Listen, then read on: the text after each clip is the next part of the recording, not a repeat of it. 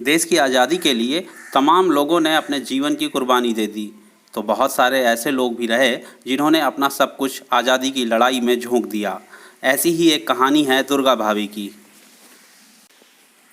दुर्गा देवी वोहरा, जिन्हें सभी क्रांतिकारी दुर्गा भाभी कहकर पुकारते थे। दुर्गा भाभी वही महिला हैं जिन्होंने भगत सिंह की पत्नी बनकर उन्हें अंग्रेज़ों से बचाया था। उन्हें भारत की अग्नि भी कहा जाता है।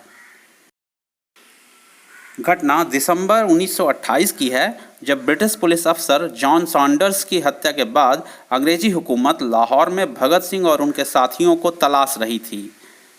लाहौर से बाहर निकलने के लिए राजगुरु ने एक प्लान बनाया, जिसके लिए उन्हें एक महिला की ज़रूरत थी जो भगत सिंह की पत्नी बन सके। इसके लिए उन्होंने हिंदुस्तान सोशलिस्ट पार्टी आर्मी के मेंबर भगवती चरण वोहरा की पत्नी यानी दुर्गा भाभी से मदद मांगी। दुर्गा भाभी अपने बेटे के जन्म के बाद से क्रांतिकारी गतिविधियों से दूर हो गई थीं, लेकिन मदद के लिए वो तैयार हो गईं। भगत सिंह ने अपना हुलिया बदला, दाढ़ी और सिर की पग हटाकर हैट पहन ली।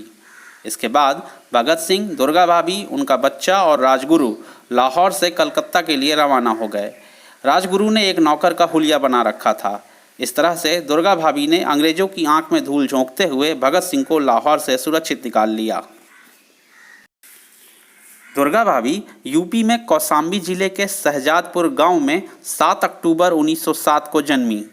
उनके पिता पंडित बांके बिहारी इलाहाबाद कलेक्ट्रेट में नाजिर थे और उनके बाबा महेश प्रसाद जालौन जिले में थानेदार थे, जबकि उनके दादा शिवशंकर गांव के जमींदार थे। 10 साल की उम्र में ही दुर्गा भाभी का विवाह लाहौर के भगवती चरण वोहरा से कर दिया गया, जो एक क्रांतिकारी थे। यही वजह थी कि सभी क्रांतिकारी उन्हें दुर्गा भाभी कहते थे। दुर्गा भाभी भी अपने पति के साथ क्रांतिकारी गतिविधियों में शामिल होती थीं। उन्हें बम बनाना और पिस्तौल चलाना भी आता था। बेटे के जन्म के बाद उन्होंने क्रांतिकारी गतिविधियों से खुद को अलग कर लिया।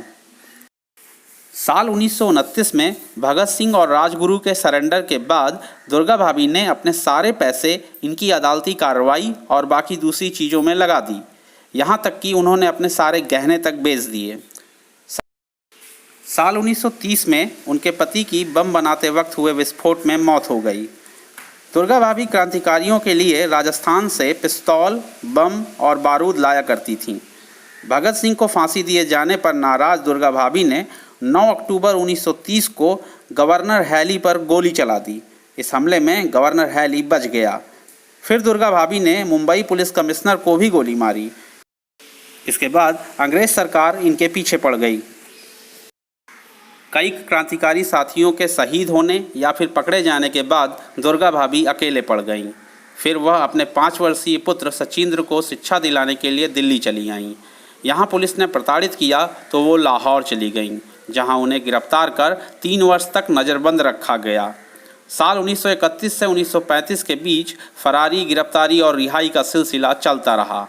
अंत में लाहौर से जिला बदर किए जाने के बाद साल 1935 में दुर्गा भाभी दिल्ली के समीप गाजियाबाद स्थित प्यारेलाल कन्या विद्यालय में अध्यापिका की नौकरी करने लगीं।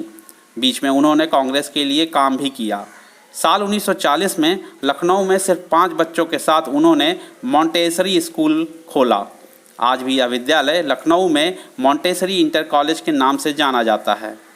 14 अक्टूबर 1999 को गाजियाबाद में ही उन्होंने दुनिया को अलविदा कह दिया।